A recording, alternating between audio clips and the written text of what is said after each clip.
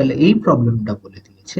a line cuts x axis at the point a 7,0 এটা হচ্ছে 7,0 যেটা হচ্ছে আমাদের a and the y axis at 0, -5 তাহলে এটা হচ্ছে b যেটা হচ্ছে 0, -5 তাহলে এটা হচ্ছে আমাদের লাইনটা এবং a variable line PQ is drawn perpendicular to AB তাহলে এটা হচ্ছে আমাদের PQ লাইনটা যেখানে P টা হচ্ছে a, 0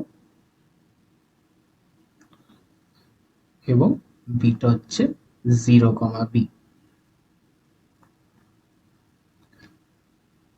তাহলে এটা হচ্ছে আমাদের P এটা হচ্ছে Q তারপরে if AQ and BP intersect at R তাহলে locus of R change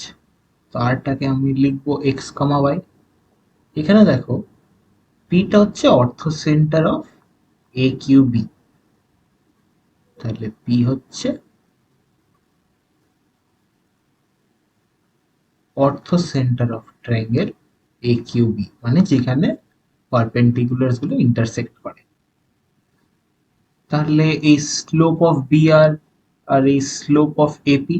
এদের প্রোডাক্ট হচ্ছে -1 স্লোপ অফ BR টা কি হয়ে যাবে সেটা হয়ে যাবে y + 5/x into slope of AP সেটা কি হয়ে যাবে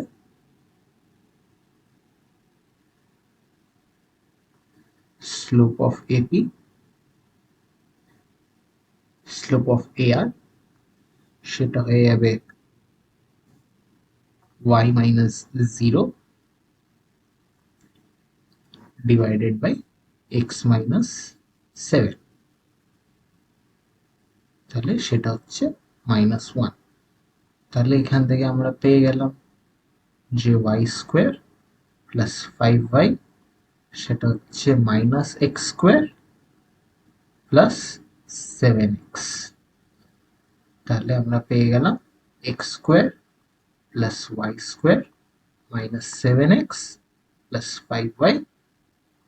সেটা হচ্ছে 0 তাহলে আমাদের কারেক্ট অপশনটা হচ্ছে অপশন সি